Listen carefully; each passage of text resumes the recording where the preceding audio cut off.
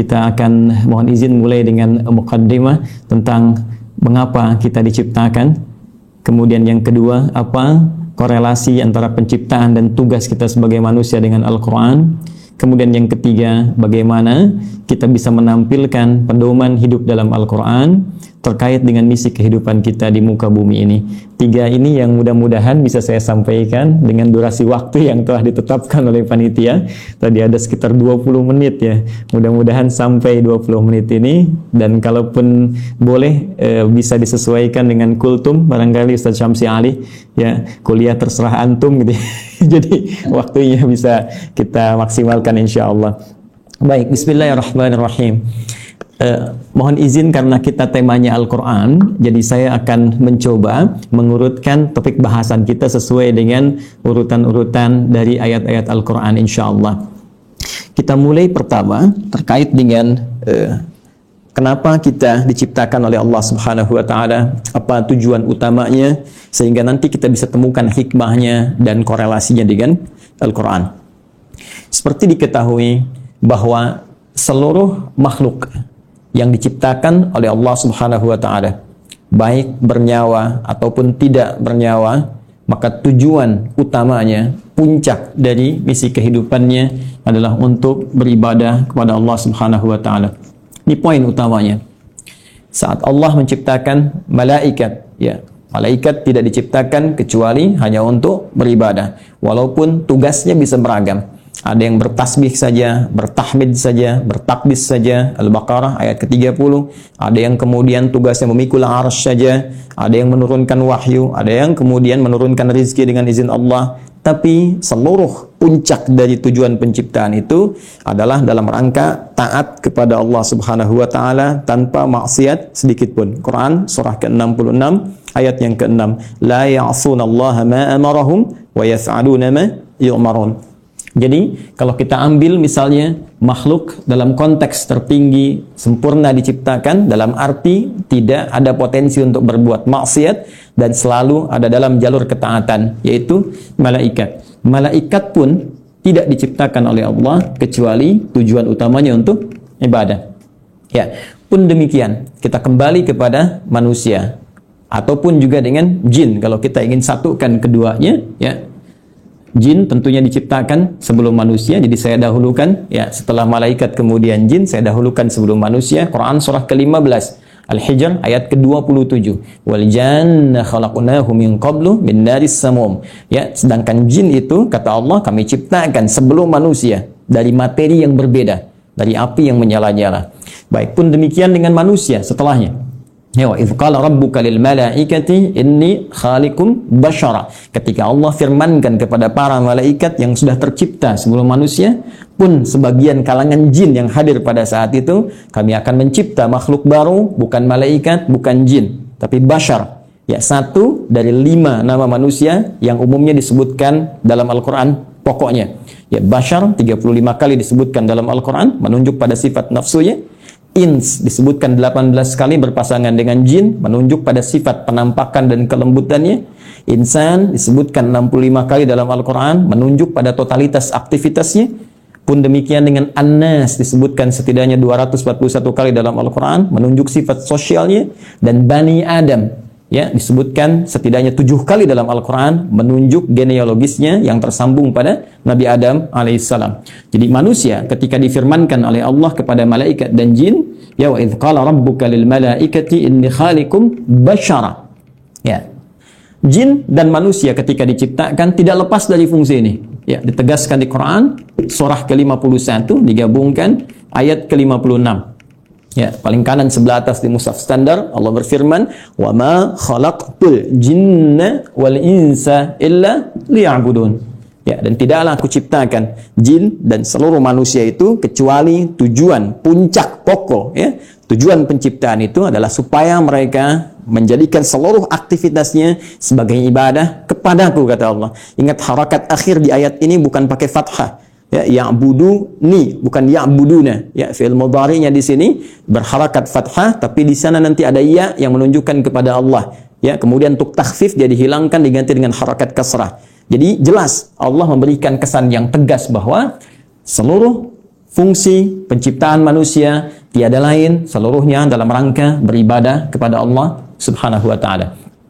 Nah, yang menarik adalah ketika Allah mendeklarasikan dan menginformasikan tentang khususnya manusia ya dalam konteks tugasnya untuk beribadah ini, maka diperjelaslah oleh Allah mengenai tempat dan misinya di mana dia akan beribadah. Kemudian seperti apa misi yang akan diemban. Ini sangat menarik ya. Itu disebutkan di Quran surah kedua Al-Baqarah di ayat ke-30 ya. Paling kiri sebelah atas di mushaf standar. Ya Allah berfirman, perhatikan kalimatnya ini sangat indah sekali. Antara penciptaan, pengenalan manusia kepada jin dan malaikat dengan pemberian tugasnya itu dibuka dengan kalimat yang sama, diksi yang serupa, tapi untuk menunjukkan makna yang berbeda. Ya ingat, karena di Quran tidak ada pengulangan. Ya, ketika disebutkan yang seperti itu, yang serupa, maka kaidah tafsirnya, ya Dr. Amir Faisal, Ustaz Syamsi Ali lebih mengetahui, ya taksisan li ma'nan jadid. Ini untuk pengantar kepada makna yang baru, yang tidak sama dengan sebelumnya. Baik, di Quran surah ke-15, ayat ke-28, ketika Allah mencipta manusia digunakan diksi wa idh qala rabbuka lil malaikah. Ya, kemudian ketika memberikan misinya dan di mana ditempatkan untuk menjalani misi ini, maka dibuka dengan redaksi yang sama. Wa idh qala rabbuka lil malaikah. Seakan-akan ingin mengesankan bahwa, hei, saking dahsyatnya penciptaan manusia ini, saking dahsyatnya misi manusia ini, jadi bukan hanya penciptaannya, ya penciptaan manusia ingin menunjukkan tentang dibawanya misi yang sangat agung, sangat dahsyat, sampai-sampai malaikat yang sempurna pun tak berbuat maksiat mesti mengetahuinya. Sampai-sampai jin pun yang dicipta lebih dulu mesti mengetahuinya. Ya, hanya bedanya yang di Quran surah 15 ayat ke-28 Allah menggunakan redaksi khaliq, ya. Karena itu kita menyebut Allah dengan sang khaliq, diambil dari diksi Al-Qur'an. Inni khaliqum basyara, mencipta yang tak pernah ada, ya. Sebelumnya mencipta yang tidak bersandar pada bahan yang ada sebelumnya, beda dengan sifat makhluk yang tercipta. Sedangkan pemberian misinya digunakan kata ja'il. Ya, inni ja'ilu fil ardi khalifah. Yang di sini menunjuk penciptaannya, yang di sini menunjuk pada pemberian misinya. Kita fokus ke sini dulu dengan cepat. Baik, Allah dengan tegas, singkat, padat memberikan satu informasi kepada kita semua melalui Al-Quran. Kata Allah, aku infokan pada malaikat. Aku infokan pada jin yang sebelum kalian aku ciptakan mereka. Saking tingginya misi kalian, ya. Ini menggunakan taukid, sungguh aku ja'ilun fil ardi, akan menjadikan. Ingat, ja'il menugaskan, khalik mencipta. Setelah ciptaan itu terjadi, karena Allah mencipta mustahil, ya tidak ada fungsinya, mustahil tidak ada tujuannya. Di dalam bahasa Arab, kalau kita sudah membuat sesuatu, kemudian ingin menjadikan, menerangkan fungsinya, apa yang telah dibuat itu, orang Arab menggunakan diksi ja'ala, ya ja'alu ja'il.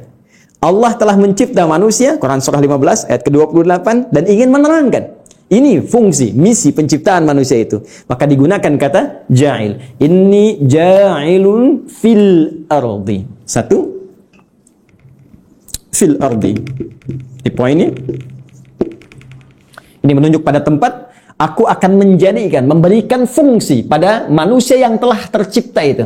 Akan menempatkan mereka bertugas, tempatnya bukan di langit, bukan fis sama, ya. Awas hati-hati, tapi tempatnya di mana? Fil ardi. Ya, yang kita terjemahkan dengan bumi itu. Baik, khalifah, dan dia akan membawa peran untuk menunaikan tugas ibadah itu sebagai khalifah. Ya, yang setidaknya punya dua makna pokok. Bisa jadi khalafa yakhlifu, ya, yang saling menggantikan. Artinya kalau satu selesai akan lahir yang lain meneruskan kembali, satu selesai meneruskan kembali, ya, bapak kemudian melahirkan anak, anak melahirkan anak lagi, saling menggantikan. Dan Al-Qur'an memberikan pesan jangan sampai seseorang meninggalkan generasi setelahnya dalam keadaan lemah. Quran surah keempat ayat 9 itu. Wal yakhshal ladzina law taraku min khalfihim dzurriyyatan dhi'afa khafu 'alaihim. Karena itu siapkan generasi terbaik untuk saling menggantikan membawa tugas di bumi. Nanti kalau ada bahasan yang lebih luas kita belajar khusus tentang tema ini, ya. Nanti Allah kasih satu surah khusus yang bukan nabi, bukan rasul, ya, manusia seperti kita, supaya kita tidak berkata ini kan nabi, ini kan rasul. Jadi Allah berikan satu suara yang bukan nabi, bukan rasul, tapi bisa membentuk generasi yang terbaik setelahnya. Yaitu surah ketiga, surah Ali Imran. Imran bukan nabi, Imran bukan rasul, tapi nanti menikah dengan Hannah seperti kita ketahui, melahirkan Maryam. Dan Maryam saat dididik disiapkan, itu nanti bisa jadi pribadi yang lebih baik dibandingkan dengan ibundanya dan ayahandanya. Karena itu Anda temukan surah Maryam surah ke-19, tapi Anda tidak temukan surah Hannah. Ya. Tapi bagaimana keduanya mendidik supaya lahir generasi lebih baik dari orang tuanya. Maryam melahirkan Isa. Isa alaihi salam lebih baik dibandingkan ibu dan kakek neneknya. Ya. Jadi demikian fitrah dalam Al-Quran. Setiap ada generasi mesti lebih baik daripada yang sebelum-sebelumnya. Bapaknya hafal Al-Quran, anaknya hafal Quran dan paham tafsirnya. Ya, anaknya hafal Quran dan tafsir, cucunya paham sampai hadis dan fiqhnya. Demikian seterusnya. Baik. Kembali ke sini.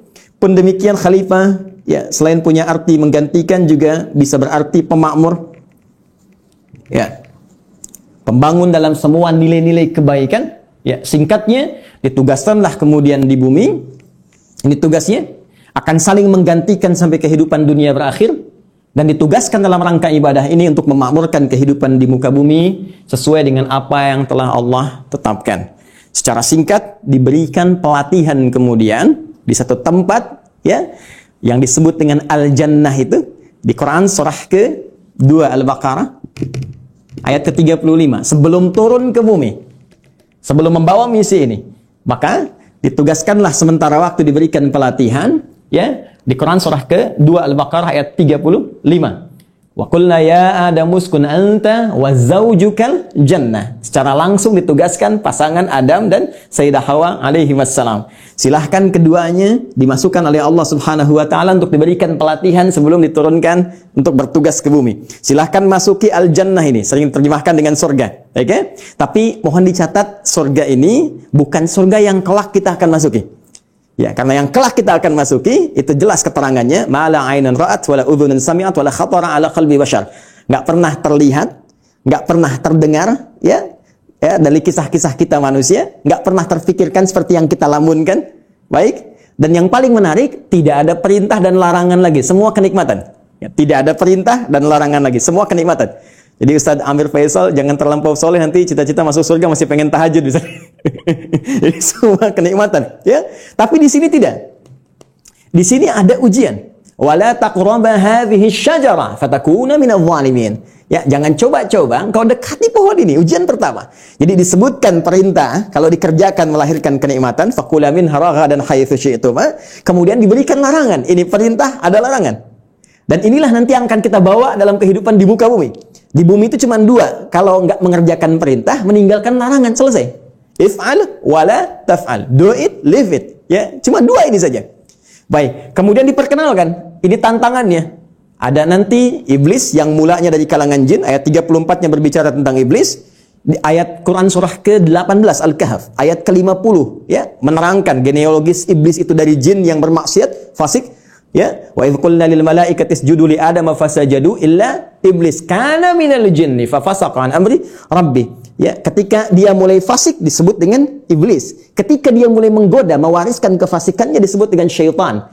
Karena itu diperkenalkan oleh Allah, ya, ini menjadi syaitan di ayat ke-36-nya. Fa azallahumash syaitan. Setelah tuntas kemudian diberikan bekalnya, di training dulu, kan? Diberikan pelatihannya, diperkenalkan musuhnya, ini yang harus dikerjakan, ini yang harus ditinggalkan, ini yang akan dibawa nanti dalam kehidupan di bumi. Setelah siap itu semua, teman-teman sekalian, barulah diturunkan Adam alaihissalam beserta Sayyidah Hawa alaihissalam, keduanya untuk memulai tugasnya di bumi.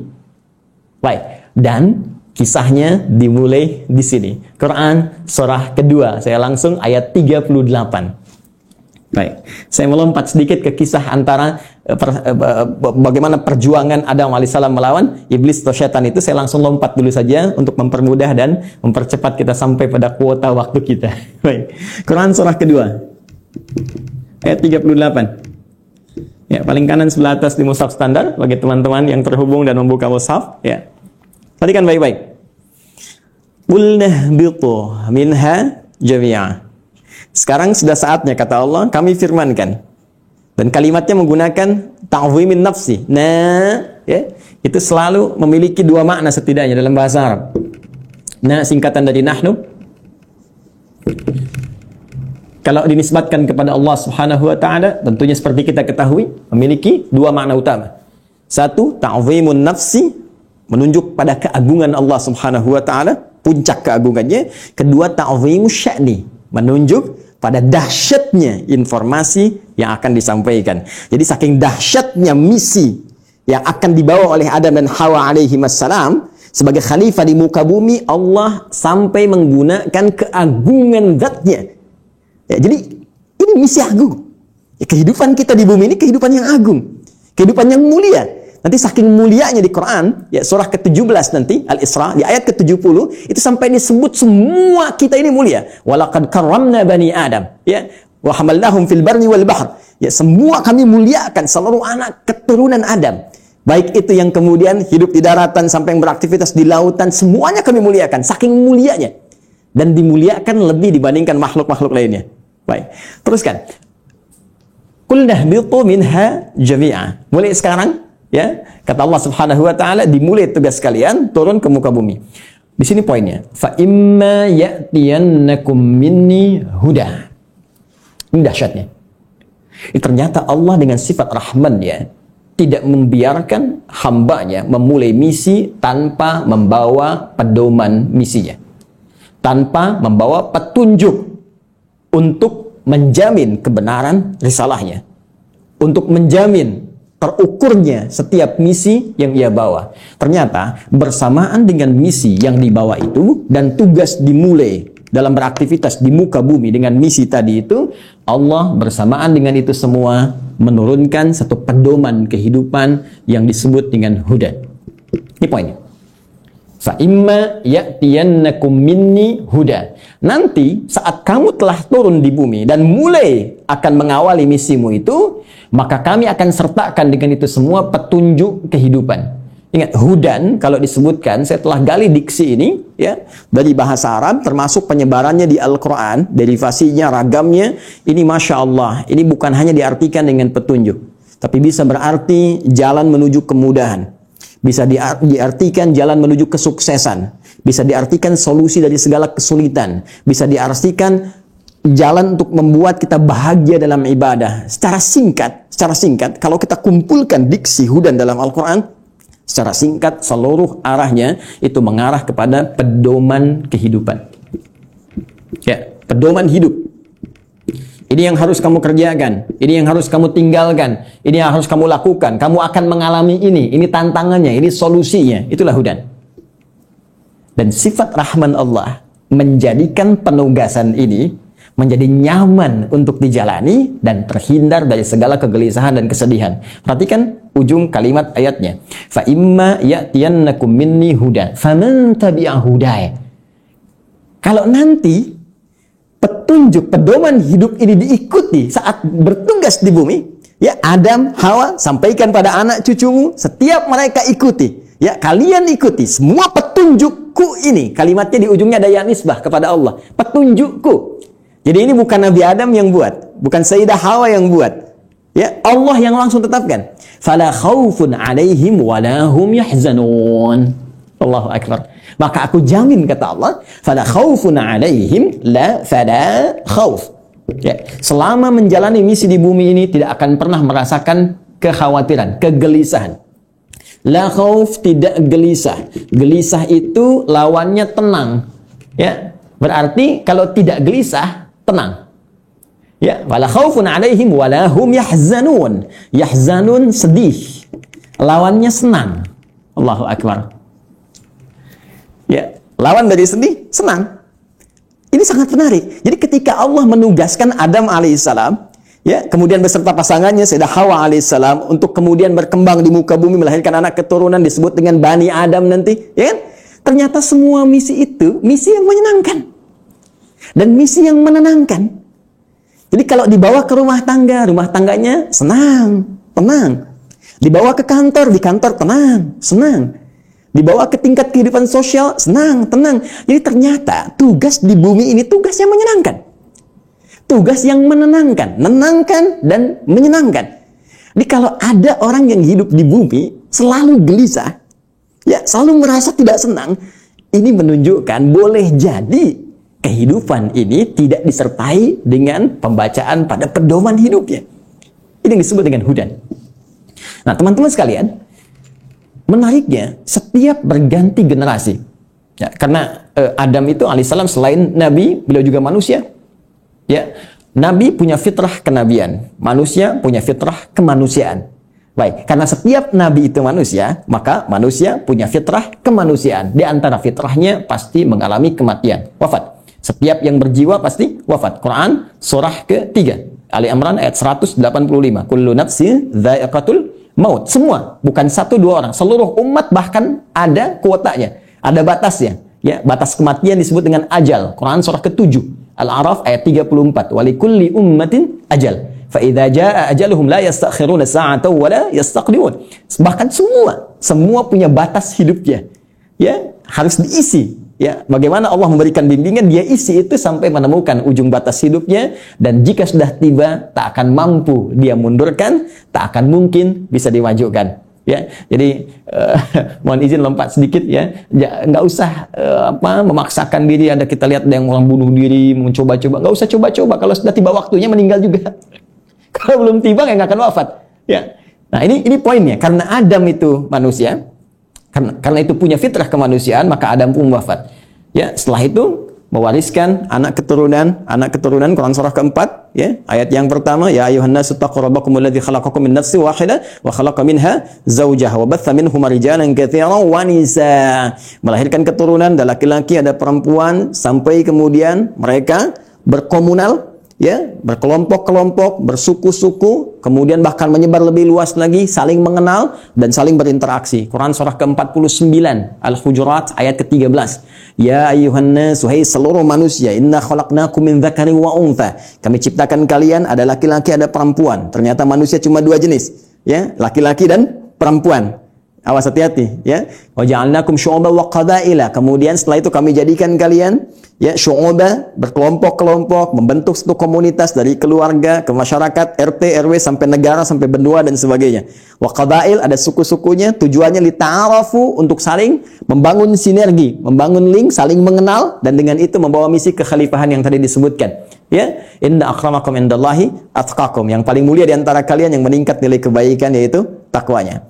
Poinnya, ada wafat, manusia menjadi berkembang, dan setiap perkembangan ini pasti akan terpengaruhi oleh lingkungan di mana mereka beraktivitas. Kullu mauludin yuladu 'alal fitrah, ya, fa abawahu yahwidanihi aw yunassiranihi aw yumajjisanihi.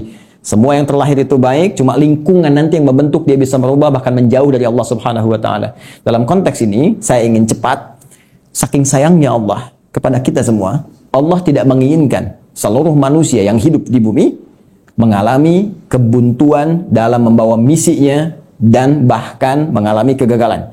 Yang Allah inginkan semua konsep tadi senang dan tenang. Maka di setiap pergantian generasi itu, maka Allah utuslah kemudian seorang rasul, ya, utusan, seorang nabi yang membawa kembali pedoman-pedoman yang dahsyatnya sesuai dengan era dan masa yang dialami. Nabi Adam selesai, muncul Nabi Nuh. Nabi Nuh kemudian membawa risalah. Nuh selesai, muncul nabi lainnya. Terus sampai ke Nabi Muhammad sallallahu alaihi wasallam. Menariknya, teman-teman sekalian, seluruh nabi dan rasul yang diutus oleh Allah Subhanahu wa taala, yang membawa pedoman hidup bagi masyarakatnya, bagi umatnya, yang diarahkan sesuai dengan masanya, itu semua petunjuknya, pedomannya diberi nama dengan nama utama yang serupa, yaitu hudan. Silakan Anda cek. Kita ambil yang paling dekat lah ke masa Nabi Muhammad SAW. Nabi Isa, Nabi Musa alaihi wassalam. Nabi Musa misalnya, ini yang paling populer, yang banyak disebutkan dalam Al-Quran. Ya, saya sebutkan dekat itu bukan dekat dalam konteks masa waktu, tapi dekat dalam konteks sering banyak disebutkan sehingga sering didekatkan. Ya, tiga nabi ini, yaitu Nabi Musa, Nabi Isa, dan Nabi Muhammad SAW, yang mewakili banyak kisah dalam Al-Quran. Nabi Musa, kitabnya Taurat. Ya, Taurat ketika disifati oleh Allah Subhanahu wa taala menjelaskan fungsinya, maka tidak jauh dengan diksi ini, hudan. Buka Quran, buka Al-Quran surah ke-17. Al-Isra, ayat yang kedua. Wa ataina Musal kitaba. Dan telah kami berikan kepada Musa kitab. Itu Taurat. Ya kan? Apa fungsinya? Wa ja'alnahu hudan li bani Israil. Dan kami jadikan Taurat itu isinya adalah pedoman kehidupan bagi Bani Israel. Karena Nabi Musa diutus hanya satu kalangan saja, komunitas tertentu saja. Di kalangan Bani Israel, maka pedomannya dikhususkan untuk itu. Jadi nanti yang menariknya dalam satu era, itu bisa ada misalnya 2 rasul diutus. Ya, karena distriknya beda. Ya. Seperti kisah Nabi Ibrahim dengan Nabi Lut misalnya ya. Nabi Ibrahim dengan Nabi Lut kan di Quran surah ke-51 itu ya, ketika kita masuk ke ayat ke-30 dan seterusnya itu Nabi Ibrahim dikunjungi para malaikat. Di ayat 24-nya hal ataka haditsu dhaifi Ibrahim al-mukramin. Pernahkah engkau dengar kisah ketika Nabi Ibrahim dikunjungi para malaikat? Tujuannya sebetulnya bukan ke Nabi Ibrahim, tapi akan datang ke Nabi Lut ya alaihi salam untuk mengabulkan tuh permohonan dalam tanda petik umat yang menantang azab. Jadi ketika akan datang ke situ mengadab, mampir dulu ke tempat Nabi Ibrahim dengan hikmah tertentu. Jadi di satu masa bisa ada 2 nabi dan rasul yang bertugas di wilayah yang berbeda. Nabi Musa alaihi salam itu tugasnya untuk Bani Israel. Diberikan panduan, disebut dengan Taurat dan disifati dengan hudan. Pedoman kehidupan. Betapa inginnya Allah umat di zaman itu senang dalam menghadapi misi, menunaikan ibadahnya dan tenang dalam menjalankan itu semua. Berganti secara cepat Nabi Isa alaihi salam meneruskan risalah Nabi Musa setelah melewati fase-fase tertentu. Jaraknya sekitar 600 tahun ke Nabi Muhammad sallallahu alaihi wasallam. Nabi Muhammad ke Nabi Musa sekitar 2000 tahun. Nabi Isa alaihi salam ketika meneruskan risalah Nabi Musa alaihi salam berarti tugasnya sama. Ya, kepada Bani Israel. Jadi bukan kepada seluruh kalangan manusia, hanya untuk Bani Israel saja, terbatas. Wilayah sebagian di Palestina saja, ya. Jadi kalau sampai ke Indonesia agak kejauhan, ya, cuma di sana saja. Bani Israel diberikan kitab Injil, karena itu Taurat dan Injil sering disatukan, ya. Quran surah ketiga misalnya, penyebutan pertama untuk Taurat dan Injil, ya, di ayat yang ketiga. Nazzala 'alaikal kitaba bil haqqi musaddiqan lima baina yadayhi wa anzalat Taurata wal Injil. Ketika Injil diberikan kepada Nabi Isa alaihissalam sebagai kitab pedoman kehidupan, itu pun disifati sama kalimatnya dengan hudan. Buka Quran surah ke-5 Al-Maidah ya, di ayat ke-46 ya, silakan lihat di pertengahannya. Wa atainahul injil fihi hudaw wa nur. Ya, lihat kalimatnya. Wa atainahul injil, dan kami berikan kepada Isa alaihissalam Injil, fihi, di dalamnya hudan. Ini ada pedoman kehidupan. Jadi setiap era berganti, setiap masa berpindah, Allah selalu memberikan pedoman yang selalu aktual, faktual, dan dibutuhkan di masanya sesuai dengan kebutuhan makhluknya pada saat itu. Karena eranya berganti, kebutuhan bisa berubah, nuansa tidak sama, maka diberikan pedoman yang sesuai dengan masanya. Yang paling dahsyat, Nabi Muhammad sallallahu alaihi wasallam, rasul terakhir. Perhatikan kalimatnya. Nabi Musa li Bani Israel. Ya, Nabi Isa li Bani Israel. Nabi Ibrahim kalangan tertentu saja, ya, komunitas tertentu. Kemudian Nabi Lut juga demikian. Sebelumnya Nabi Nuh, ya, membawa risalah. Rasul pertama Nabi Nuh alaihissalam, komunitas yang terbatas. Nabi Muhammad sallallahu alaihi wasallam, karena beliau ditugaskan sebagai rasul pamungkas, penutup. Kalau penutup, berarti risalahnya harus sampai berakhir kehidupan dunia. Namanya penutup. Karena tidak ada rasul setelah beliau, tidak ada nabi lagi. Karena itu, risalahnya harus bertahan abadi sampai kehidupan berakhir. Maka diturunkanlah oleh Allah yang paling spesial. Karena spesialnya ini menyifati segala hal yang tadi disebutkan. Harus sampai bertahan sampai kehidupan berakhir. Harus beda dengan yang sebelum-sebelumnya. Harus punya mukjizat yang lebih dahsyat. Karena itu yang terakhir ini, karena sifatnya harus bertahan sampai akhir zaman, dia harus lebih daripada yang sebelumnya. Harus bertahan. Tidak boleh ada celahnya. Ya, tidak boleh ada perubahan-perubahan. Ya, yang harus terjaga dari lafadznya, katanya, dan sebagainya. Semua harus unggul. Maka dipilihlah oleh Allah Subhanahu wa taala, ditetapkan oleh Allah Subhanahu wa taala, karena ini yang paling dahsyat, yang paling baik, semua yang terkait dengannya selalu baik. Silakan cek. Yang dipilih turun membawa risalah ini, membawa wahyu ini, ya, teman-teman sekalian, dari kalangan malaikat Jibril alaihissalam. Ketika dipilih langsung naik statusnya menjadi Sayyidul Malaika, Ruhul Amin. Nabi Musa punya teman. Setiap rasul di bumi punya teman rasul dari langit. Nabi Musa punya teman malakul maut. Ya. Baik, Nabi Muhammad SAW punya teman malaikat Jibril. Malaikat Jibril ketika ditugaskan menyampaikan risalah yang akan dibawa kepada Nabi Muhammad SAW, maka langsung naik status jadi Sayyidul Malaikah. Diturunkannya, teman-teman sekalian, di hari Jumat. Ya, hari Jumat. Harinya naik status langsung menjadi apa? Sayyidul Ayyam. Yang dipilih menerima ini Nabi Muhammad SAW langsung naik status jadi Sayyidul Anbiya'i wal Mursalin. Bulannya, ya bukan main-main. Bulannya bulan Ramadan. Ya, bulan Ramadan. Perhatikan baik-baik. Jumat naik status, Jibril naik status, Muhammad SAW naik status. Bulannya Ramadan langsung naik status jadi Sayyidul Syuhur. Bulan yang sangat dimuliakan. Saking mulianya hanya turun satu malam yang penuh dengan keberkahan hanya di bulan itu saja. Untuk apa? Untuk mengagungkan risalah terakhir yang dibawa. Karena itu nanti surah ke-97, surah yang menyebut keutamaan malam Al-Qadar itu akan disandingkan dengan turunnya wahyu yang sangat istimewa untuk menunjukkan keagungan risalah dan wahyu terakhir yang akan diturunkan pada Muhammad SAW. Tiada lain, tiada bukan, itulah Al-Quran. Inna anzalnahu fi Lailatul Qadar. Ya, sungguh dengan segala keagunganku aku akan berikan informasi yang sangat dahsyat. Inna, aku tegaskan, aku kuatkan, ya, anzalnahu fi Lailatul Qadar. Kami turunkan Al-Qur'an itu di malam Al-Qadar. Baik, teman-teman sekalian, fokus di sini. Apa kaitan Al-Qur'an dengan hudan itu? Kita kuatkan kembali dengan Quran surah kedua ayat 185. Paling kiri di pertengahan di mushaf standar. Ya. Quran surah kedua ayat 185. Karena yang paling dahsyat, ya, karena ini yang paling istimewa dan untuk seluruh manusia tanpa batasan, maka redaksinya mesti beda. Perhatikan kalimatnya. Syahrul Ramadan alladzi unzila fihil Quran. Ya, di bulan Ramadan yang kalian menunaikan puasa itu, saat itulah diturunkan Al-Quran. Tadi kita katakan, kita sepakati Al-Quran turun di bulan yang sangat mulia yaitu Ramadan. Quran surah kedua ayat 185. Allah perkenalkan nama kitab wahyu, pedoman hidup yang diturunkan pada Nabi yang paling istimewa untuk semua manusia sampai akhir zaman, yaitu Al-Quran. Apa tujuan Al-Quran diturunkan? Teruskan ayatnya.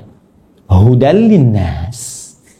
Tetap tidak akan terpisahkan dari diksi ini, hudan. Dan dahsyatnya bukan libani kita, li umat kita, linnas. Ini poin. Ini bedanya. Kata Allah diturunkan di waktu yang sangat istimewa itu, ya, Al-Quran tujuan utamanya untuk menjadi pedoman hidup. Pedoman hidup. Pedoman hidup artinya pedoman yang dibawa dalam kehidupan. Ya, Anda mau zoom saja sekarang, tak tahu pedomannya, Anda nggak bisa zoom. Itu yang simpel. Sekarang Anda mau hidup yang lebih kompleks kita jalani, nggak bawa pedoman, ya nggak, mustahil kita jalani dengan tenang. Mustahil kita akan jalani dengan benar. Ya, jadi ini pedoman kehidupan kita. Artinya semua yang dialami dalam kehidupan itu ada di sini ya. Al-Quran. Dan dahsyatnya linnas, untuk semua manusia tanpa batas. Perhatikan diksi Al-Quran. Al-Quran tidak menyebutkan bashar, ya, yang menunjuk pada nafsu, kecenderungan bagaimana mengelola nafsu dan bagaimana keadaan tampilan fisik yang baik. Tidak menyebut tentang al-ins, tunggal. Tidak menyebut insan, ya. Tidak menyebut juga Bani Adam, tapi menyebutkan dengan kalimat yang luas sifatnya dengan diksi universal. Linnas, untuk semua manusia yang pernah hidup di bumi.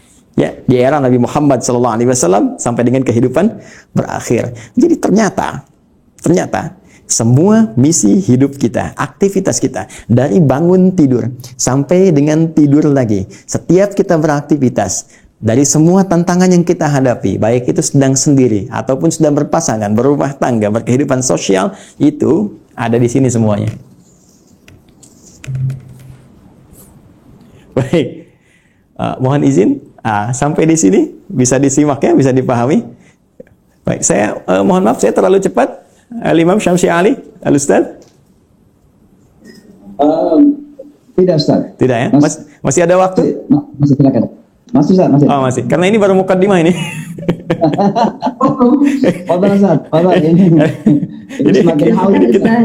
Baik, mohon maaf Mbak Ima ya, ini baru mukadimah ini, kita belum turunkan jadi pedoman. Ya, baik, jadi sampai di sini teman-teman sekalian kita bisa memahami bahwa ternyata semua isi kehidupan kita ada di sini. Ya, silakan kalau tidak percaya kita cek.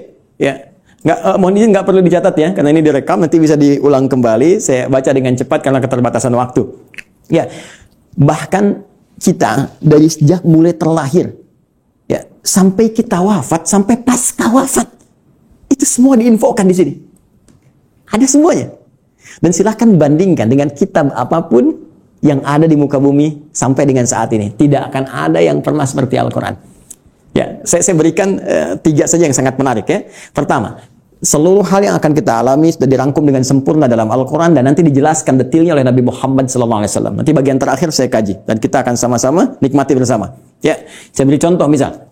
Mohon maaf, sejak masa dalam kandungan itu Al-Quran sudah menerangkan ya bagaimana proses yang terjadi dalam kandungan. Detail secara fisiknya, secara umum disampaikan di Quran misalnya surah ke-22 di ayat yang ke-5. Bahkan pergerakan janinnya secara umum, ya dari mulai kandungan lemah ke berat sampai diisi apa doa yang harus dibacakan, apa yang harus dilakukan supaya nanti bayinya terlahir dalam keadaan baik. Disebutkan di Quran surah ke-7 ayat 189. Bahkan diberikan bocoran antara hubungan kita membangun komitmen dengan Allah yang akan menuhankan Allah sejak saat ruh kemudian ditanamkan sampai kita terlahir sampai wafat. Quran surah ke-7 ayat 172.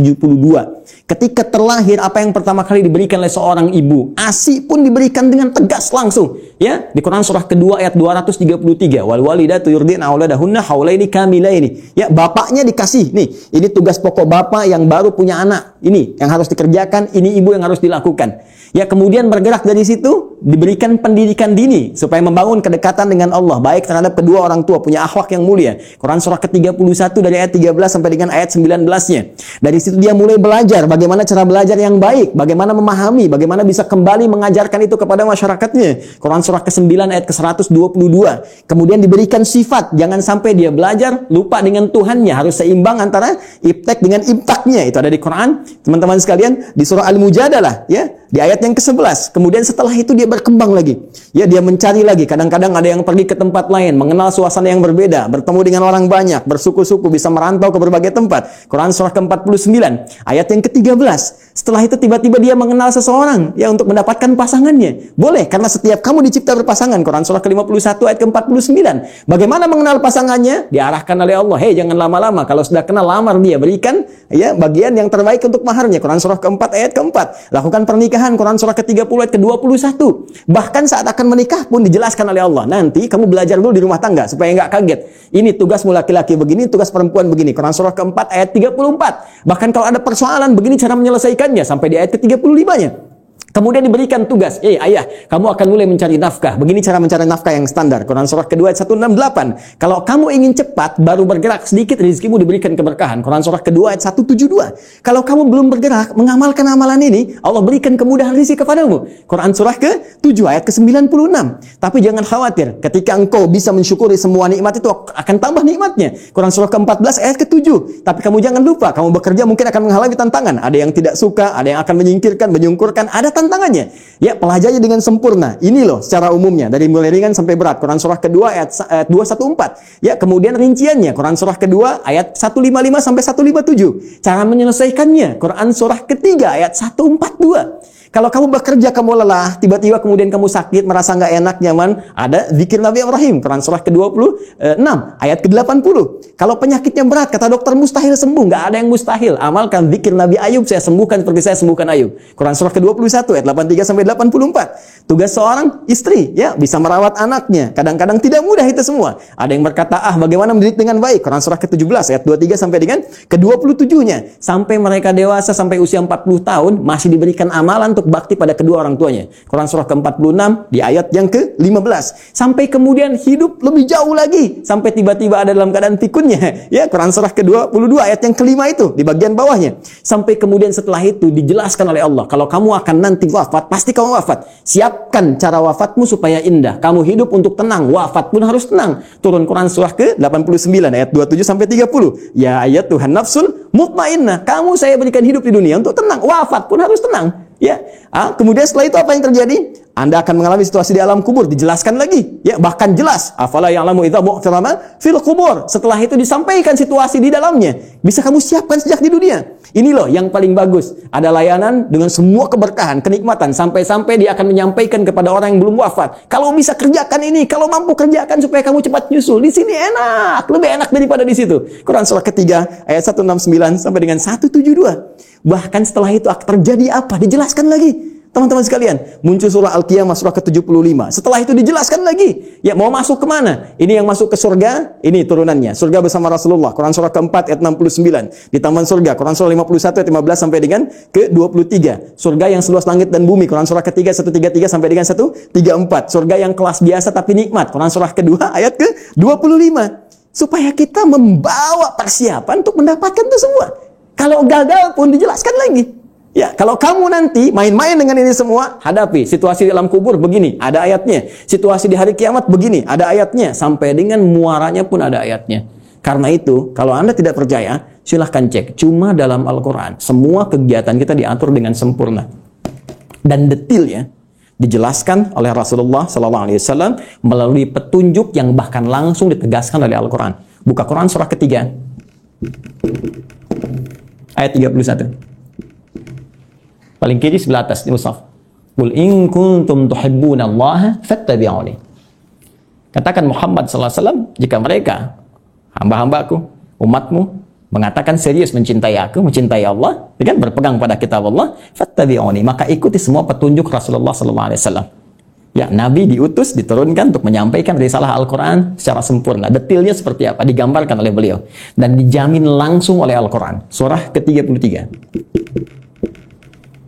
Ayat ke-21. Laqad kana lakum fi Rasulillahi uswatun hasanah. Uswah bisa dibaca dari riwayat Qalun, Warash dengan iswah. Laqad kana lakum fi Rasulillahi iswatun hasanah. Harakat kasrah, harakat dhammah. Kasrah menunjukkan sesuatu yang kecil, ringan, tipis, pecah. Kasrah zujaj, kaca itu pecah sehingga melahirkan pecahan-pecahan yang kecil. Sehingga harakatnya tipis. Dan ya dhammah, sesuatu yang terkumpul, yang dhammah yang dhammu besar. Ya. Jadi yang melekat pada Rasulullah itu jangankan ya yang besar-besar, yang dahsyatnya, yang sholat malamnya sampai bengkak-bengkak, yang bagaimana pahala dengan sedekahnya, ya luar biasa diberikan, bagaimana perhatiannya pada umat. Bahkan yang kecil-kecilnya pun kalau diikuti akan jadi teladan dalam kehidupan. Jadi uswah itu ya keteladanan yang bila diikuti, yang mengikuti menjadi teladan lagi, yang saling terwariskan. Jadi ketika kita mengamalkan isi Al-Quran dengan petunjuk yang disampaikan oleh Rasulullah SAW, maka secara otomatis kata Allah, hidup kita pun selain menjadi tenang, nyaman, akan jadi teladan di masanya. Silahkan cek. Nabi wafat, sahabat jadi teladan. Sahabat wafat, tabi'in jadi teladan. Sampai sekarang kita kenang. Semua yang mendekat kepada Al-Quran, demi Allah saya katakan, jika mendekatnya dengan cara yang benar, pasti akan mendapatkan semua kenikmatan yang dijamin tadi. Sekarang bagian terakhirnya, mohon izin dengan cepat sekali, bagian terakhirnya, bagaimana kita mengeluarkan petunjuk Al-Quran ini sehingga menjadi pedoman dalam kehidupan. Ternyata sekarang itu begitu mudah. Dulu zaman Rasulullah, sahabat berjuang, ya mengatasi banyak persekusi, bahkan ada yang dieksekusi dan sebagainya. Bahkan belum ada media seperti sekarang, ya. Ada yang tinggal ngeklik saja keluar informasinya dan sebagainya. Tadi Ustaz Amir Faisal sudah menyampaikan, ya perjuangannya sangat berat. Tapi yang paling menarik, ternyata dari perjuangan yang sangat berat dan dahsyat itu yang terwariskan pada generasi setelahnya. Zaman sahabat banyak menghafal, mengajarkan, menyebar, tabi'in menghafal dan seterusnya. Itu membawa manfaat yang besar bagi kehidupan kita. Karena semua detil penjelasan dari Al-Quran ini ternyata sudah dirinci langsung selama kurang lebih 23 tahun melalui seluruh keterangan yang melekat pada Rasulullah SAW, baik tadi perkataannya, perbuatannya, tindakannya, sifat, sikap, dan segala bahkan diamnya disebut dengan takrir. Ya, semua yang melekat pada Rasulullah disebut dengan hadis. Jika dipraktikkan dalam kehidupan, jadi jalan kehidupan disebut dengan sunnah. Maka di sini kita mengenal istilah Al-Quran, kemudian sunnah untuk tafsiran segala pedoman hidup yang dipraktikkan dalam kehidupan. Maka teman-teman sekalian, kalau kita rinci penjelasan ini dengan menggabungkan dua saja, menurut langsung perintah Allah Subhanahu wa Ta'ala, Al-Quran dan As-Sunnah, kita akan temukan detil pedoman kehidupan kita di sini keseluruhannya. Kalau tidak percaya, sekarang mari kita cek.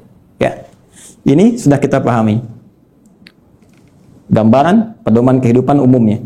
Detilnya ada di sini. Tadi saya katakan, semua pedoman ini yang terkait dengan keterangan Nabi Shallallahu Alaihi Wasallam, kemudian diwariskan pada sahabat, sahabat mengajarkan pada tabiin, di masa-masa setelahnya, selain ada yang menghafal, ada juga yang menuliskannya. Dan tulisan ini sampai kepada kita, dikenal dengan kitab-kitab hadis, ya, atau kitab-kitab sunnah, kutubus sunnah atau kutubul hadis. Banyak orang mempersepsikan bahwa kitab-kitab ini hanya bacaan semata.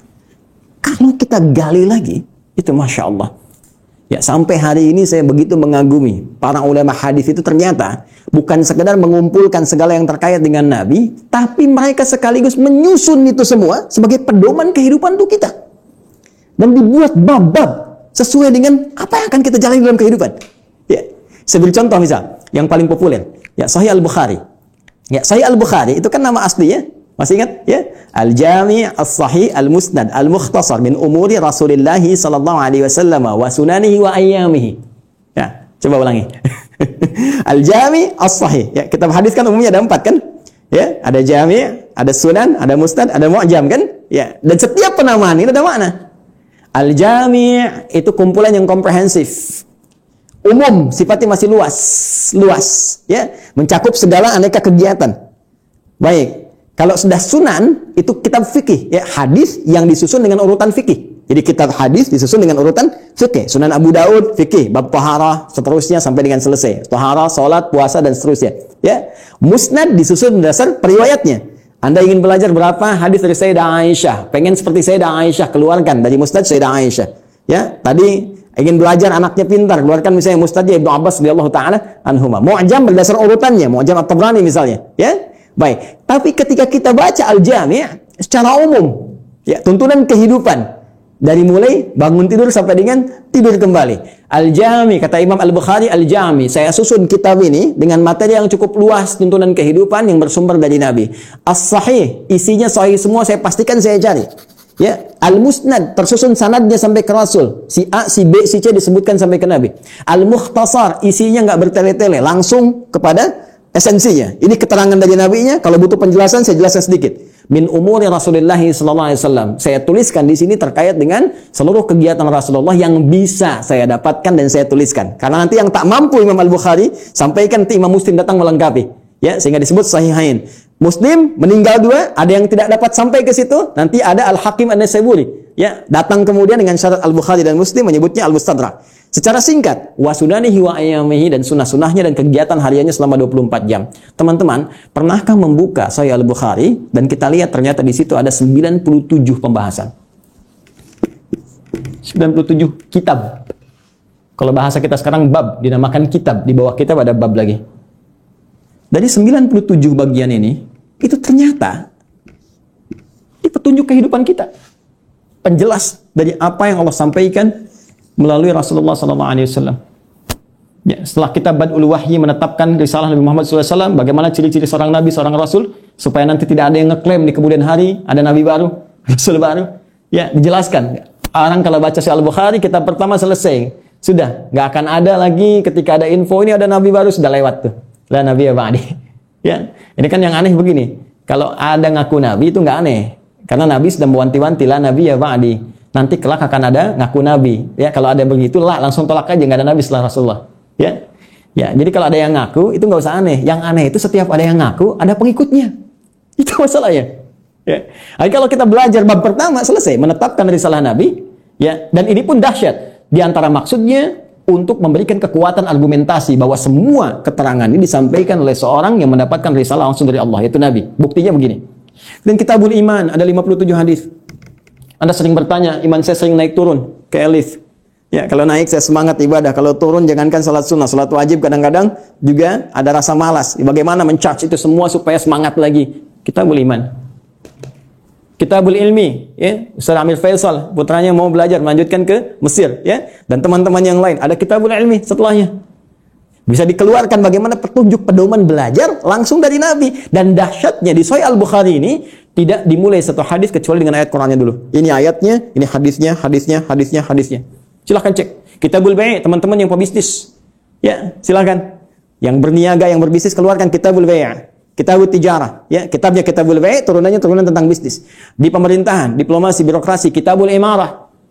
Ya, sekarang masa pandemi, ya teman-teman keluarkan ada Kitabul Waba, tentang bab wabah, taun. Ada semua. Dan kalau kita jeli lihat lagi, demi Allah saya katakan, hanya di Islam yang semua tuntunan kehidupan dari bangun tidur sampai tidur lagi ada pedomannya. Silahkan cek. Ya, bangun tidur ada doanya. Silahkan cek. Bandingkan dengan keyakinan manapun. Cuma di Islam. Ini kita dalam konteks ilmiah ya, sedang berargumentasi. Jadi kalau nanti di soal kita berargumentasi. Ya, jangan diadukan, tapi kita didiskusikan. Ya, baik. Sekarang lihat, bangun tidur ada doanya. Ya, dan doa itu jangan salah. Doa itu bukan kalimat formalitas yang kita ucapkan untuk menjadikan sesuatu hanya sebagai ibadah semata. Bukan hanya itu, tapi isi doa itu pedoman bagaimana kita menjalaninya. Bangun tidur apa yang harus dilakukan? Ya, buka misalnya di Abu Daud. Nomor hadis 1367 dari Ibnu Abbas radhiyallahu taala anhuma ketika menginap di rumah Sayyidah Maimunah radhiyallahu taala anha. Beliau menyimak Nabi bagaimana Nabi bangun di malam hari untuk mengikuti salat malamnya.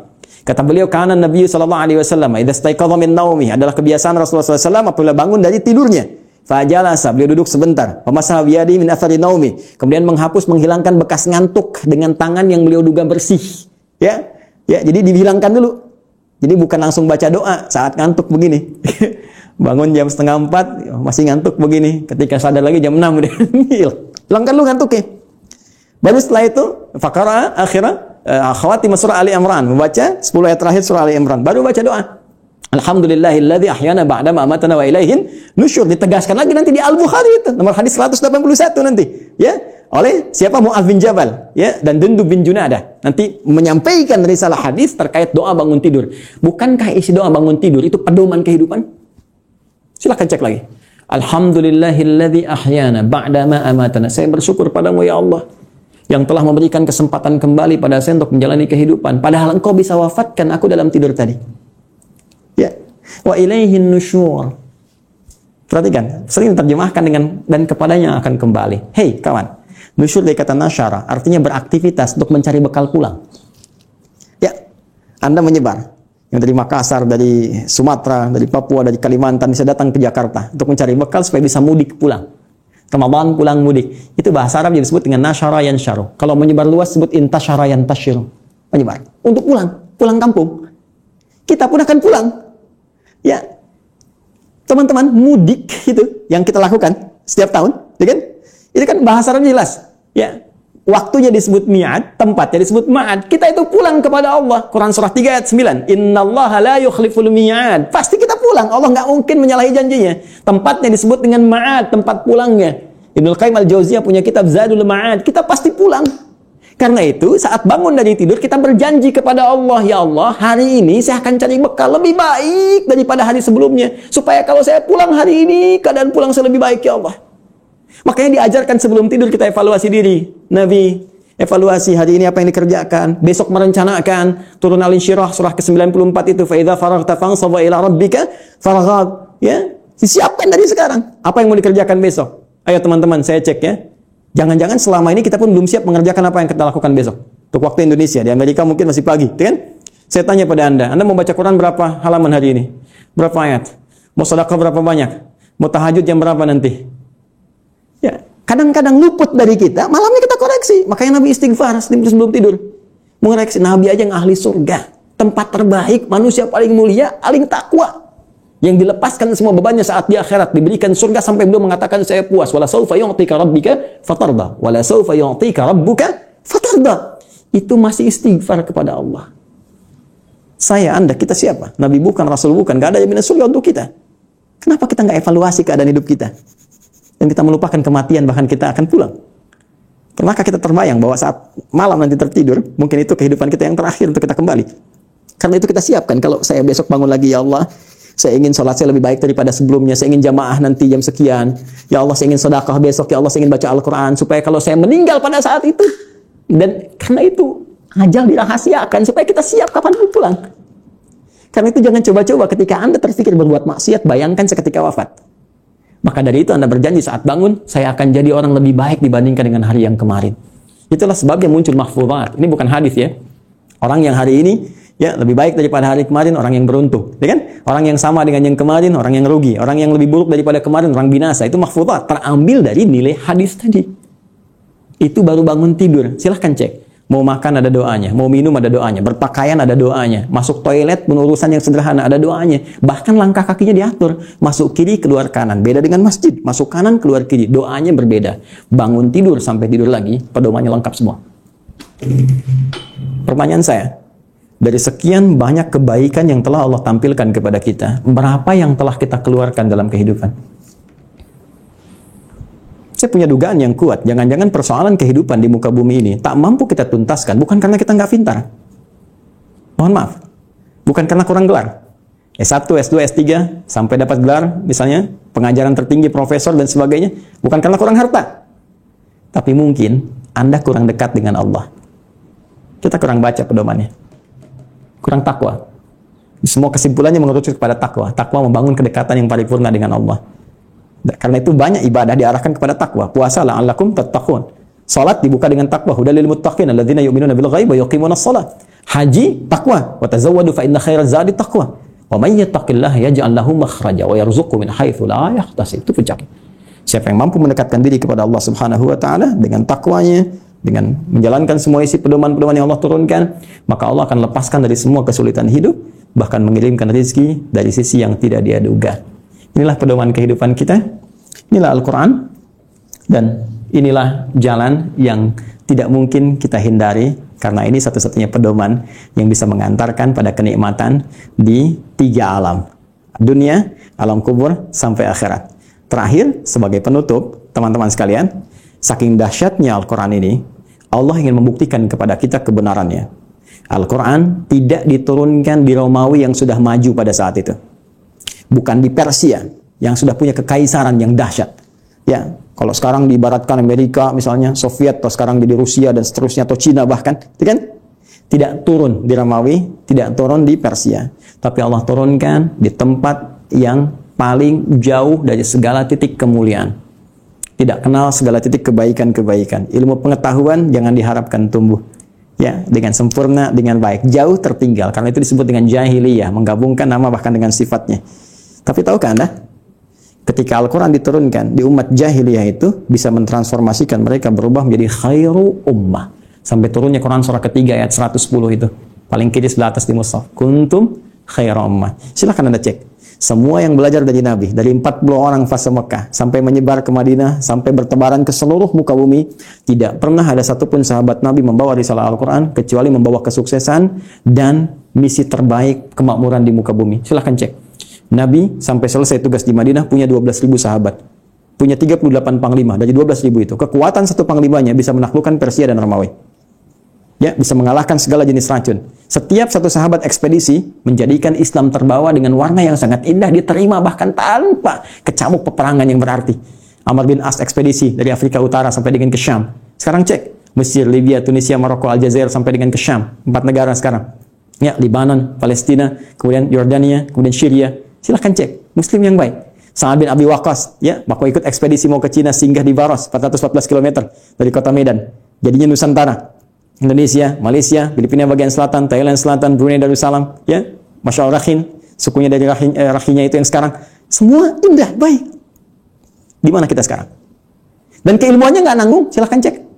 Ya, Al-Ghazali, Al-Battani, Al-Kindi, Al-Farabi, ya, silahkan cek. Semuanya sukses. Jadi mau jadi ilmuwan, sukses. Mau jadi diplomat, sukses. Jadi birokrat, sukses. Semua itu tercantum dalam Al-Quran. Dan satu-satunya kitab yang tidak pernah mengalami perubahan. Zaman Abu Jahal dulu dibaca Alif Lam Mim, sekarang pun tetap Alif Lam Mim. Silakan, strukturnya sempurna, segalanya sempurna.